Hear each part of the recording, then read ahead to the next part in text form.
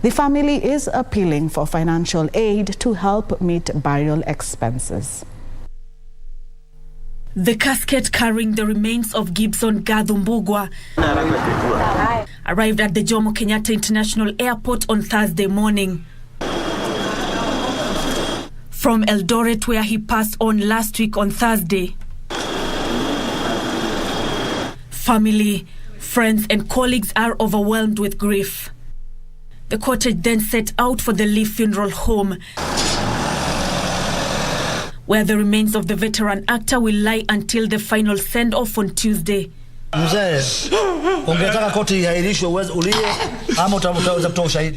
decades, Gado, or prosecutor as he was popularly known,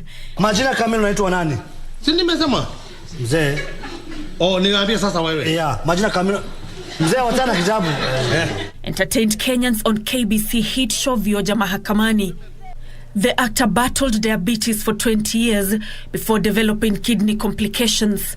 Sometimes last year, he developed kidney failure, and he had to go for dialysis for two days a week. Then later, 3 days a week. When he needed a kidney, Gibson turned to his daughter, Grace Gado. I gave him my kidney, and I would still do it again. If I could, I would even give him my heart for him to survive. It gave him time. It gave him time to go to heaven, to make it right with God. So I have no regrets. The doctors did each and everything that he may continue with his life.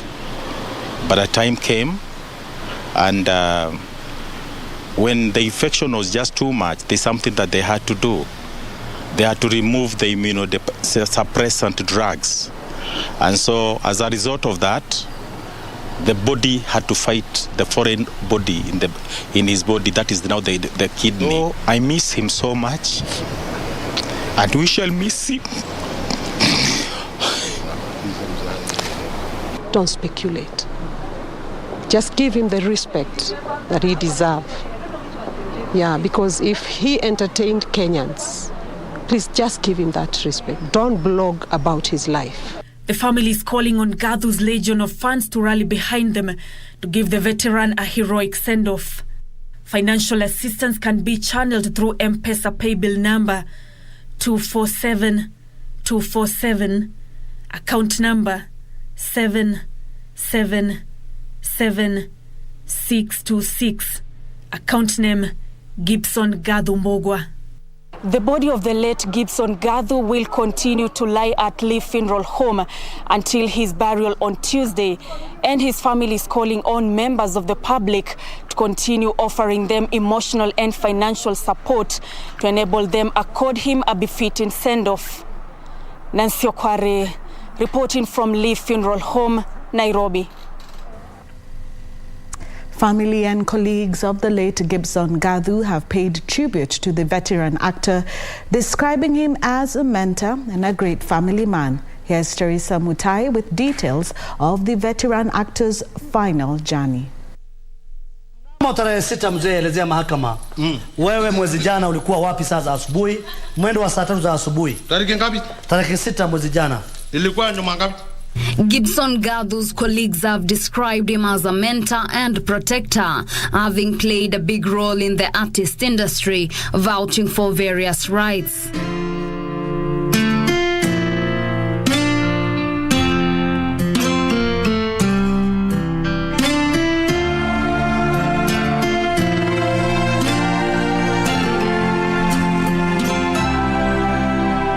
He has been described as a man who nurtured the talents of upcoming artists by supporting and guiding them through their journey. Mwanzo ukifanya naye kazi unamuogopa, lakini baadaye unakuja kumpenda kwa sababu ya vile ambavyo amekuwa akisaidia wasanii kwa njia kubwa sana na kukuza talanta. Gibson is one of the key pillars in the structural foundation of the arts industry, and particularly comedy, and is a person we will mourn. A pillar of the hit TV series Vioja Mahakamani, they say he exuded a strong sense of discipline, determination and ambition. I have walked a journey with him He has been my mentor. I've always looked at him as my elder brother. There are so many things that I learned from him and he also learned from me. Mimi namkumbukia mambo mengi tu sana. Ni mtu ambaye alikuwa anajituma, ni mtu ambaye kusema ukweli kuna comedy fulani nilikuwa nasema anacheka sana. Nikikumbuka hiyo na mimi sana kusema kweli. The family of the late Gibson describes him as the greatest husband, father and grandfather. The family says they are grateful for the moments they shared together and will ensure they continue his legacy. He has left a lot. He was the best father, the best husband. He gave us support in every way, all round. Yeah, we'll remember him with many, many things he has done for us. I just want to say that I'm grateful for the years I've had with my dad. Like my mom said, he was the best father. And for me, he was also the best grandfather to my children. My kids still don't understand why they won't see him again. They're still a bit young to understand, but with time we hope they do. The family says the late Gibson loved education and worked to ensure all his children went to school. They noted that he was the greatest cheerleader in their lives and the gap he has left cannot be filled or replaced. He was a loving dad. He was caring. He was our cheerleader. He used to support us and he used to push us to the best that we could. His words always linger in our minds. He said the best gift that he would ever give us is education. I can say Dad was the best. He was my best friend. He used to call me his champ. He taught me boxing. He taught me a lot. I'll miss a lot. He was the best father anyone could ever ask for. Though the sun may have set on Gibson Gado's life, many say they will celebrate him for the lives he touched. To many, he was known as the prosecutor and will be remembered for the joy he brought to Kenyans at large. For Prime Edition, I am Teresa Mutai. Our deepest condolences to his family and friends, even as KBC continues to celebrate the great icon. Now, 4 people were Thursday rescued by General Service Unit GSU personnel when suspected Al-Shabaab militants staged a shootout at a roadblock in Witu Forest. 2 people died during the early morning incident. 10 militants who had disguised themselves as officers from the Kenya Defense Forces engaged GSU officers in the shootout. Largely regarded as a dangerous zone, the Witu Forest area has been under close watch of security forces as they seek to ward off the Al-Shabaab militants keen on executing terror activities in Kenya. Devising clever ways of executing their heinous crimes, 10 militants disguising themselves as Kenya Defense Forces officers erected a roadblock and stopped 4 vehicles with the intention of kidnapping and causing harm. GSU officers on patrol engaged them in a shootout, forcing them to flee from the area. But they had already inflicted gun wounds on 2 people who died, while the officers managed to rescue 4 people from the scene, 2 of them women of Italian descent. A motorcycle was also burnt at the scene, but there is no report yet on the whereabouts or identity of the rider. John Jacob Curia, Prime Edition. The Senate will tomorrow hold a special sitting to deliberate on embattled Meru Governor Kawira Mwangaza's fate after Senate Speaker Amason Kingi gazetted December 30th for the sitting. During the special sitting, the House will consider a report of the special committee on the proposed removal from office by impeachment of the governor of the Meru County. Senators burned the midnight oil on Wednesday to conclude the hearing of impeached Meru Governor Kawira Mwangaza. The special committee, led by its chairman Boni concluded the hearing at 2 a.m. following final submissions by lawyers representing Meru County Assembly. Did appoint the husband as a patron of a public institution, an institution which has been created by a statute. It is a submission that it is not just a matter of a spouse. It is about a spouse who has been given an illegal appointment and who is exercising illegal powers. The matter before you is about justice. It's about what legal consequences should ensue for certain acts and omissions. The county assembly lawyers expressed confidence that they delivered watertight evidence against the third governor of Meru. All allegations of misconduct have been submitted, and for that reason, we ask this Senate to recommend, this committee to recommend to the Senate that the Assembly has substantiated, has proved all the 64 allegations in view of Article 181 of the Constitution. In response, lawyers representing the embattled governor described the impeachment motion as hot air, saying none of the allegations had been proved to warrant her removal. You can see the desperation to justify that the people of Meru really wanted the governor to be out of office. Burden of proof. It was incumbent upon the County Assembly of Meru to prove their case, to support gross misconduct, to support gross violation. It was not upon the governor to prove our innocence. The committee has retreated to consider the evidence adduced and determine whether the MCA substantiated the particulars of the 62 allegations leveled against the governor. The proceedings of this hearing by the Special Committee of the Senate has now come to an end. It has been a great pleasure for the last 10 days, the last 8 days, to work with you. It has been very exciting that once again we are testing our new constitution. The fate of embattled Meru Governor Kawira Mwangaza now lies in the hands of senators who will vote to either uphold or overturn the impeachment. Ben Chumba, Prime Edition. The government has been urged to allocate more money that will help tap into the new talents amongst the youth in Kenya. Speaking during the Femi Awards event in Nairobi, the Music Corporate Society of Kenya Chief Executive Officer Ezekiel Mutua revealed that Kenya has the potential of competing with other countries in the world if initiatives are rolled out to recognize and tap into the rich talent in the country's youth. Timothy Kipnusu has the report. Fresh Entries Music Awards 2022 at Kenyatta International Convention Center, Nairobi. And the winner is Gift Music. The young and the old putting their best foot forward to showcase their talents. It is here that the Music Corporate Society of Kenya Chief Executive Officer Dr. Ezekiel Mutua underscored the need for the government to put more focus in helping the youth realize their dream by supporting them. Be unashamed. There is no other way. You see Nigerian music, even films, even when there is fire and lightning, they say, "And to God be the glory." This creativity, these talents are from God. According to FEMA head of digital Linda Brand, the event is aimed at recognizing, celebrating and awarding the fresh breed of artists in the gospel scene, ranging from music, media and all-round creativity.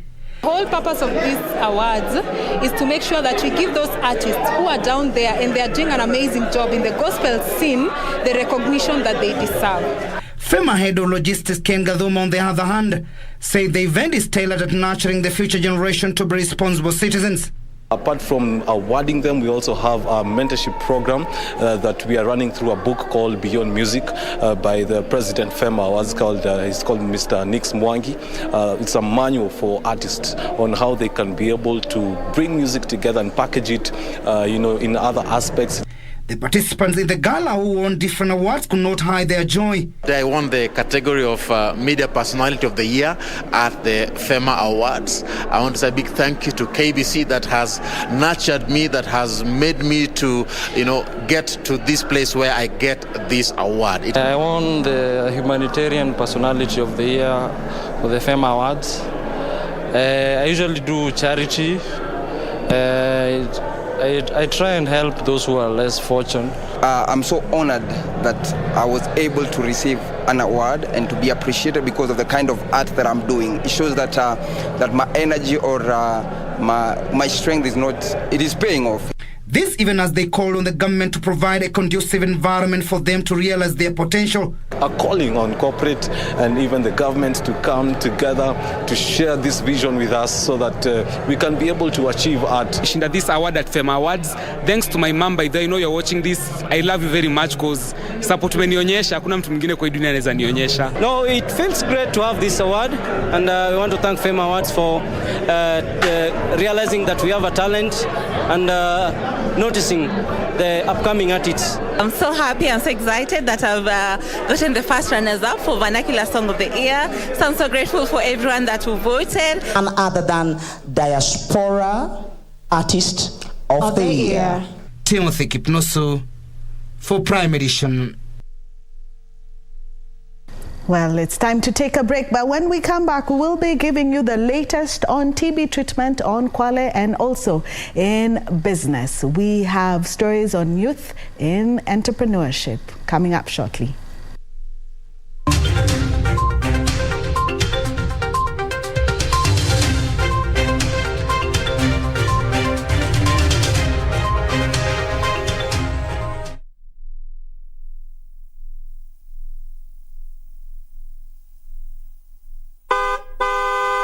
Usalama barabarani ni jukumu letu sote. Usiwaletee wanaokupenda majonzi bila sababu. Uwe dereva au uwe unatembea barabarani kwa miguu, fuata sheria zote za barabarani ili kujiepusha na ajali. Usalama barabarani unaanza na wewe. Ujumbe huu unaletwa kwako na Kenya National Highways Authority. Quality Highways, better connections. Cheza loto, shinda pesa moto. Wachua mamili leo na Loto Moto. Cheza ukianzia na shilingi 50 na ushinde milioni 2 kila siku. Kucheza ni rahisi zaidi. Kwenye M-Pesa, chagua lipa na M-Pesa. Paybill number, weka 757070. Account number, andika neno Loto. Kisha, weka star. Alafu nambari yako ya simu. Kwenye amount, weka kiwango chochote cha pesa. Kuanzia shilingi 50 hadi shilingi 2000. Lipa na usubiri draw. Makinika papa hapa ili utimize ndoto zako na Loto Moto. Cheza kwa kuwajibika. Mchezo huu ni wazi kwa watu walio na umri wa miaka 18 na zaidi. Ujumbe huu umeidhinishwa na BCLB. Cheza Loto Moto. Shinda pesa moto moto. Kupata skiza tune ya mambo mema, dial star 811 star 815 hash. Mambo mema huwaendea watu wanaosubiri, ila mambo mema zaidi huwaendea watu wanaoyatafuta. Kupata mambo mema ni kufanikiwa, na kufanikiwa ni kutabasamu, kutafakari na kuhesabu mema na baraka ulizozichukulia hatua, ukazitafuta na kuzipata. Amka, tafuta ufanisi wako. Kupata skiza tune ya mambo mema, dial star 811 star 815 hash. Star 811 star 815 hash. With Glovo, you have anything you want from your city in your hands. Kama unatamani ugali beef ama fried chicken, order a Glovo ujaribu restaurant mpya. Tamu. Shule hii BB1. BB1 o PP1. Aha. Ikakuja sasa ikaanza kupatiwa fombe. Na wewe nani alikualika party kwanza? Nani alikualika? Indawa. Ilikuwa bombe. Lakini kwa ndawa ile composition of the segment of medication ile kwena alcohol ndene. Unaona kwa super. With Glovo unaweza track order yako na kuongea na customer support which is always available. Download the app and order anything you want from your city. We'll deliver.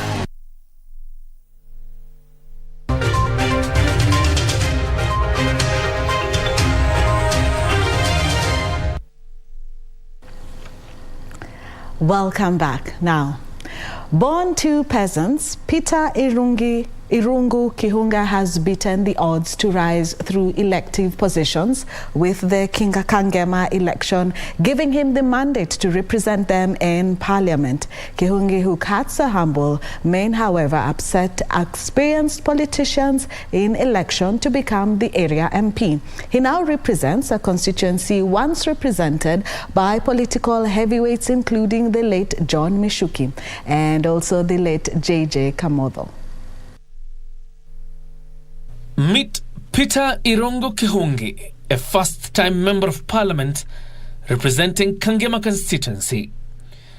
Kihungi, who was born in Kanyenyaini area of a constituency, was born to peasants, a classic case of a rise from grass to grace. First elected as a councillor in his local ward, his father inspired him to join elective politics in 2007 to, at the very least, solve the road connectivity problem that had for long been a problem in the ward. Therefore, my father was one of the person who was leading the villages in the days ambao watu walikuwa wanatokea kwenda work on roads. He was very aggressive. Therefore, the old wazee said, let's elect this young man and see whether he's like his father. Therefore, I have been elected all through on issues to do with road. I have a lot of passion. In 2013, Kihungi would be re-elected, this time as member of the county assembly, representing Kanyenyaini constituency, and becoming the first majority leader for Murang'a County. We were in charge of the assembly. We worked very well with our members, and we made the assembly of Murang'a to be real government in Murang'a. We had issues with the government, with the executive for Murang'a, and also being a leader of majority, I was forced now to start with my members, because now when the executive now want to micromanage the assembly, we had to start firm. We had to start firm as an assembly, and we went to a point of impeachment, which was very tough between us and the government or the executive. But we developed respect between ourselves. After an unsuccessful bid for the Kangema MP seat in 2017, the then Jubilee administration nominated him to the Earthy Water Services Board. There are a lot of projects that we implemented in Earthy Water, a lot of them across Murang'a County. But in Kangema, there are a lot of them. There is a line from Mokarala to Mogeshika Foro, which is already done, which I'm working on distribution. There is a line from Kawarioa to Katangana, which the contractor faced some problems, but I'm following up. He has done part of it, but the contract is rife. There is a line that we did from Kanorero to Irongo. We wanted to supplement water at Mechuki Technical, whereby because the number is rising up. Right now they have over 5,000 students. 2022 was his lucky year once again, after he was elected by a landslide as the Member of Parliament Kangema on a UDA ticket, having promised to improve the education standards, road and electricity connectivity in the constituency. A parent who is poor and maybe her child cannot be able to school and a boarding school, which is very expensive, can go to a day school and the child be able to attain the grace to join a university. Therefore, I can be able, in my conviction according to the numbers, I can be able to pay maybe at least a term for every child who is in day school. The biggest problem is that when you leave this money to be distributed according to how much somebody knows one another, you find some schools which are created. A school is given bursary, but the money is also, the other end is being withdrawn. Therefore, I want to give a very transparent bursary distribution during my term. I have a lot of passion. I did a lot of roads in Kanyenyaini. I did a lot of roads in Kerure. I'm doing now, already I've gone there. I'm following up every day in offices, working there every day on the roads and the projects that are ongoing. And people have felt it. Therefore, on issue of road, I want to promise Kangema residents I'll open up roads. I'm praying God to give me the grace and the powers. The man who cuts a humble mien has a political principle that keeps him connected to his electorate while warding off competition. There's a saying that Jesus Christ told his disciples when he was sending them. He told them, be as harmless as a dove, but be as shrewd as a snake. Therefore, those are the aspects that every person should carry. The aspect of harmless is the aspect of being meek, whereby you should not provoke, because you should make people feel they have a leader they can approach. But also you must have a lot of wisdom to be shrewd. Being shrewd as a snake. A snake has some characters whereby one of the characters of a snake is that it's half-bright. Therefore, because they cannot be able to see clearly, it observes the movement. That's why you find a snake takes a lot of time before it attacks. John Jacob Curia, Prime Edition. What an inspiring story. Now, a section of parents from Homabay County have called on the government to ensure that the Form 1 selection exercise set to be concluded in January next year is above board. The parents said the selection should be guided by candidates' performance in the Kenya Certificate of Primary Education exams. When Education Cabinet Secretary Ezekiel Machogu announced the Kenya Certificate of Primary Education results last week, in the 2022 KCPE examination, overall performance improved compared to 2021, despite the difficult situation that faced this cohort of candidates. Two learners were caught by surprise as they were not expecting to be the top students in Homabay County. The duo, who are related, emerged as the county's top students. For Shali Ivy Singei, leading the entire county with 418 marks, was no mean feat, with her cousin Darren Fletcher following closely with 416 as the county's second best in the national exam. To encourage me whenever I went wrong, and they also corrected me accordingly. To work hard so that I could go to my dream school, which is Alliance Boys High School, and my inspiration was to become a doctor. Tucked in Osingo village in San Est Sub-County, the announcement of the results brought some joy to the family who were mourning the death of their firstborn son. They could hardly hide their joy as they carried the pair shoulder high to celebrate the results. I'm very happy with her performance, in spite of the fact that I lost my firstborn son, Collins Olosingei. The girl still did very well. And in class 8, he used to score 450 and above. He's a disciplined boy and God-fearing boy. According to Samuel Singei, Shali's father, his last-born daughter had made the family proud despite the grief the family was going through due to the loss of his firstborn son. Singei reiterating calls on the government to accord learners a fair chance in the Form 1 selection. And we hope she will get to her dream school, which is Kenya High. At the same time, parents were urged to create time for their children and be vigilant throughout the season. For Prime Edition, I'm Jackie Wambiru. Well, from all the way in Homabay, we come back here where the National Taxpayers Association has called on county governments to come up with measures to ensure that the financing of special groups in their programs is well done. The association has noted the imbalance in the distribution of opportunities, with the youth, women and people with disabilities receiving the shortest end of the development stick. The National Taxpayers Association wants the counties to understand the considerations given to special groups during the key formulation of strategic documents like the County Integrated Development Plan. But our concern as an organization is, yes, counties, and there's been ranking, and there's been discussion on how counties are faring in terms of on-source revenue. But our interest as NTA was, yes, on-source revenue is coming up in some counties. In their report, they want the examination on how raising revenue affects the special groups in Nairobi City County and be able to deliver quality education, cultural, social and sporting services, as well as to identify projects that suits them. We are here talking about polytechnics and funding for polytechnics. We mentioned something about conditional grants, which the director Nairobi County said they used to receive but now don't receive. The association says that the counties, especially Nairobi, should ensure projects and interventions contained in the annual development plan are implemented. The association has insisted on continued sensitization on issues regarding gender and community development together with people with disabilities. Joan Mwaneki, reporting for KBC Channel 1.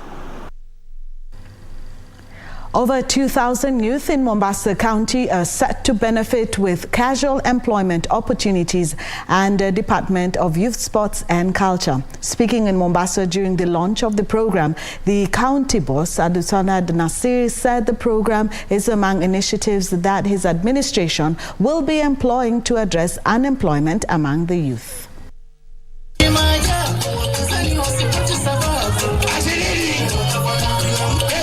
Nasir directed the supervisors to deploy the employed youth in their areas of residence to cut the cost implications on transport. He also urged the enlisted youth to use their money prudently. Sitaki kusikia kijana amefanya kazi akateswa na fedha. Zile details na mimi nawaomba na nyinyi pia. Tafadhalini, namba yako iwe ni yako utakaotoa. Nasir also assured residents that they are carrying out an audit of workers and vacant positions will be filled by those on contractual terms. Ikiwa kuna yoyote alifariki na hatujui kama alifariki, ni nyinyi ndio mtachukua nafasi yake. Kama kuna yoyote alisafiri, hakusema alisafiri, ni nyinyi mtachukua nafasi yake. Kama kuna yoyote tuliona aliajiriwa ni binadamu kumbe ni roboti, ni nyinyi ndio mtachukua nafasi yake. The employed youth will be paid 500 shillings per day and their payment will be done on weekly basis through a local bank. Kwa hakika hii itasaidia pakubwa sana. Kwa hakika watu wenye ulemavu wanapata shida sana katika ajira na imekuwa ni changamoto sana kwa walemavu wengi, lakini nashukuru walemavu wameweza kupata nafasi hii na itasaidia kwa wale ambao hawana kipato na kwa wale ambao wanategemea watoto wao ama watu wao kwa mahitaji ya kila siku. Grateful kulingana na our governor as young mothers.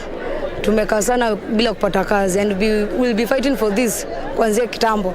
Hatujaipata kazi lakini for now I can see tatuinua sana kwa sisi watoto watasoma. Mombasa uhalifu ulikuwa umeongezeka na sasa hii natumai vijana wakipata pesa hawatakuwa na haja ya kufanya uhalifu. Wamama nao pia watahakimu watoto wao, watoto wataleleka na malezi mazuri kabisa. Meanwhile, area leaders led by Jomvu Member of Parliament Badi Twalib pledged to table a motion in Parliament for county fund increment to enable counties employ enough staff on permanent basis. Kule bunge tutafanya bidii ili tuone ile budget committee ifanye maarifa ya kuweka bajeti katika treasury ili kuona badala hii kuwa ni seasonal work lakini iwe ni continuous, vijana wetu waendelee na kazi waweze kulipwa. On his part, Nyali MP Mohamed Ali said the move by President Ruto's government to realign the operations at the port of Mombasa in order to create employment opportunities to Mombasa residents. The legislature also promised to work in synergy with the county administration to fight the drug menace which has trapped many youth in the county. The county lazima pia wewe ingie ndani kabisa, tuondoe hii mihadarati kwa sababu iko Coast Region peke yake. Nyinyi mshaona teja Nyeri, mshaona teja Kisumu, mmeona teja Garissa, teja wote wako wapi? Na safari dawa ya moto ni Michael Mandiga for Prime Edition, Mombasa County.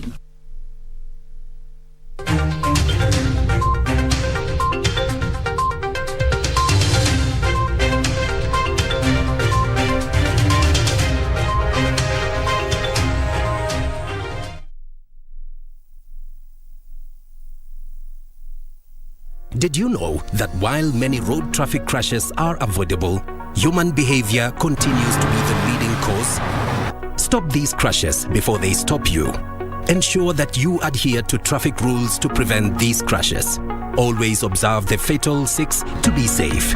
When driving, please ensure that your speed is within the stipulated limits, the road ahead is clear before overtaking, stick to your lane, keep left unless carefully overtaking. Ensure that you are well rested before driving on long distance, and never drink and drive. Usalama barabarani starts with you. Fika salama. This message is brought to you by NTSA and the European Union. Wachua mamili leo na loto moto. Kucheza ni rahisi zaidi. Kwenye M-Pesa, chagua lipa na M-Pesa. Paybill number weka 757070. Account number andika neno loto, kisha weka star. Alafu nambari yako ya simu. Kwenye amount weka kiwango chochote cha pesa kuanzia shilingi 50 hadi shilingi 2000. Lipa na usubiri draw. Cheza kwa kuwajibika. Mchezo huu ni wazi kwa watu walio na umri wa miaka 18 na zaidi. A man's death has condemned them to live a rivalry because of their father. He killed my brother. He stayed with his land and with his wife. Or did you forget how my brother Tulio Irazabal died? I dare you to kiss me again. What we feel is too strong to just let it go. Your wife is cheating on you. Shut up! Who is your lover? Tell me why last night you lied to your boyfriend, Amparo. Explain to me what you were doing outside our house, kissing the veterinarian. I have fallen in love with another man. 3 love affairs that will be challenged. The 3 will manage to get ahead. Their magnificence, their passion and strength. Las Bandidas.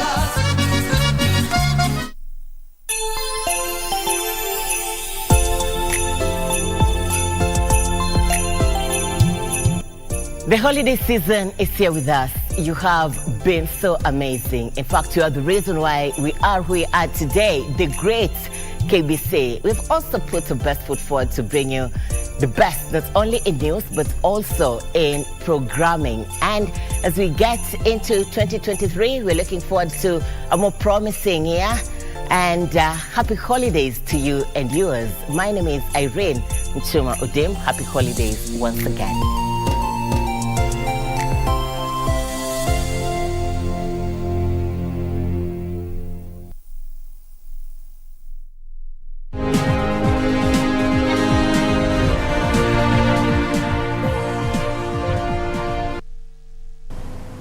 Welcome back. It's now time for business. Panic has gripped residents of Kiambu County following an invasion of army worms. Farmers in Nyagugu village in Githunguri constituency are worried about the destruction of worms that have eaten their food crops and pasture for their livestock. The infestation of armyworms has in recent years been reported during the drier months of late in the year and early months of the year. Tuko na shida ya hii wadudu. Sijui kikwetu tunawaita goga. Sijui jina yake ya hiyo. Na tuko na shida sana sababu hizi vitu zikuja jana ndio tulianza kusiona jioni na sasa hii simetabaa. Tumeona ni vizuri tulilie serikali ndio ijaribu kuweka mkono yake ione ile mambo inaweza kutendwa, ile mambo baya inaweza kutendwa. This has seen farmers counting losses as they use pesticides and homemade remedies like ash with no positive results. The situation is replicating in parts of Kiambu County. The worms have destroyed napier grass and food crops, and residents are calling for urgent assistance from the Kiambu County and the national government to tackle the army worms. And economic disruptions caused by the COVID-19 and jitters about this year's election are among factors that affected the ability of Kenyans to save. We have picked from there, and that's why I'm optimistic that things are going to work better, in fact, for the coming year. This is according to the Kenyan National Police SACCO chairman, David Mategwa, who believes incentives introduced by the government would stimulate savings next year. If we can save the population that we have in Kenya, if all of them can join SACCOs and save, that means we'll mobilize and improve the economy of this country. He says the SACCO plans to roll out a number of products that will enable members to own homes affordably. He said the SACCO's asset base had increased to 47 billion shillings, powered by introduction of customer-oriented products and increased mentorship. Regina Manyara reporting for Prime Edition. To some good news now, where traders in Nairobi have begun reaping the benefits of free public Wi-Fi introduced by the government. A spot check by KBC around Wi-Fi hotspots in Nairobi found that traders can now reach more customers online, and they are calling for more bandwidth to accommodate the large numbers of users. The government plans to lay thousands of kilometers of high-speed internet fiber to enhance connectivity across the country as part of the digital economy agenda. As part of this, the government has unveiled free public internet hotspots at popular markets to empower traders and businesses to leverage free Wi-Fi to grow their businesses, with City Market Wi-Fi being launched in November and Wakulima Market mid this month. Imeweza kufaidi watu wengi. Watu saizi hawanunui bundles. Unakuja tu hapa, ukiwa hapa Wi-Fi ni free. Inatusaidia kuaccess customers wetu mali yote kufanya biashara online. This is the first of 25,000 similar installations that the government plans to roll out across Kenya, but traders say they need more capacity in order to fully enjoy these services, even as businesses recover from some economic headwinds. Bado iko chini. Sometimes unaenda una login, unapata iko chini. Ile kitu ningesema ikuwe strong kabisa ndio tuweze kuaccess biashara online. Maendeleo ya internet iko na manufaa kwa wale ambao wanajua kutumia, iko na manufaa. Na kuna kwa wale ambao hawajui kutumia, wao pia waoni manufaa yake sana. Manake wao bado wako kwenye ule mtindo wa analog. Mambo ya internet iko sawa, lakini saa zingine siwaelewa kwa kosangi ka shida. Saa zingine network inakwambia no connection, lakini percent rate inashika ni kiasi kuliko venye na nini.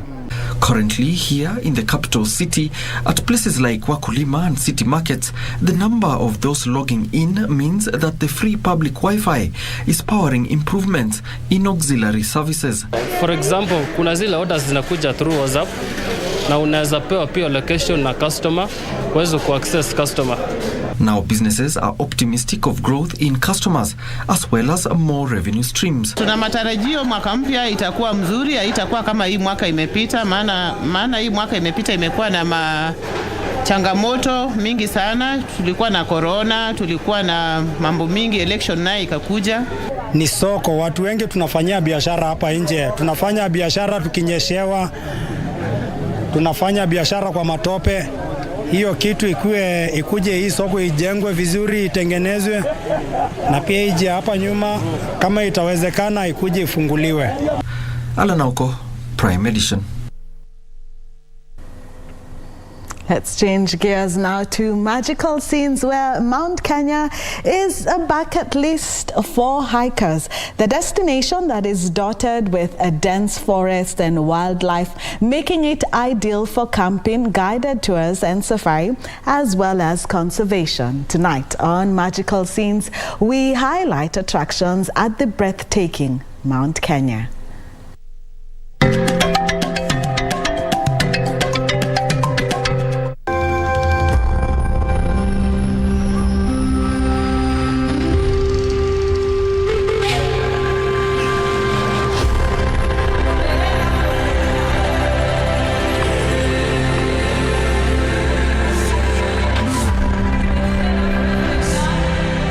Mount Kenya National Park was established in 1949 with an aim to protect Mount Kenya, the highest peak in Kenya and the second highest in Africa after Tanzania's Mount Kilimanjaro.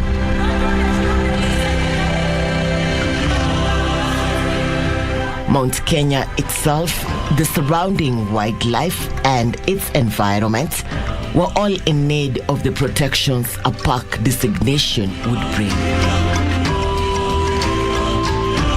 The area is also a major catchment of water, supplying several river systems in Kenya. Mount Kenya has three peaks: Betian at 17,056 feet, Nelion at 17,021 feet, and Point Lenana standing at 16,354 feet. Peak Lenana is frequented by regular visitors, but the taller peaks remain in the realm of advanced technical mountaineers. Climbing up the mountain would be adventurous, We're here in Kenya actually for this one's 40th birthday, which was 2.5 years ago. The pandemic delayed us, although it's my 60th next year. So we're here to climb Mount Kenya. I love Kenya. It's my second time in Kenya. The first time was 20 years ago, and I fell in love with Kenya. Kenya smells beautiful. It has a smell of herbs, and it is green, and they're the happiest people in the world. Hiking up to the Lenana Peak gives travelers breathtaking moments, and the view is rewarding. The landscape is breathtaking and offers a great variety from rainforest to rocky peaks. Mount Kenya National Park prides in pristine wilderness dotted with lakes, dense forest and wildlife.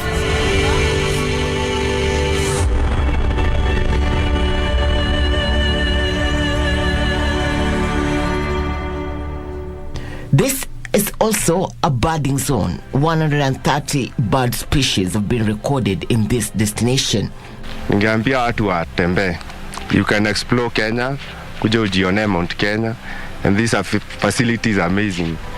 It has a lot to offer, and just visit. You will like it. In the month of December, the climate is wet in Mount Kenya National Park, making the destination more beautiful and peaceful. Overnight stays are encouraged for memorable experience. One would be lost for choice on accommodation facilities.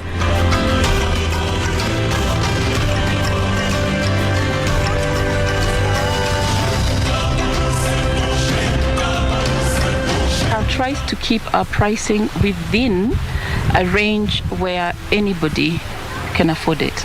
And that is the whole reason why we have structured it, so that even the person who hasn't got, is a bit light on the pocket, can still find accommodation here. And we also have the camping option. So it's not just about the rooms, it's about people coming to do the camping, which is very affordable by anybody. Irene Nchuma Udim, Magical Sense.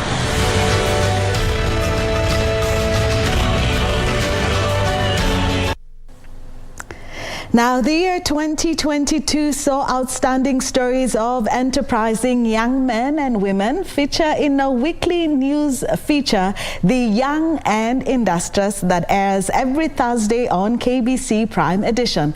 Tonight, Yusuf Farah takes us down memory lane, highlighting some of the stories that made it to the segment that premiered in January.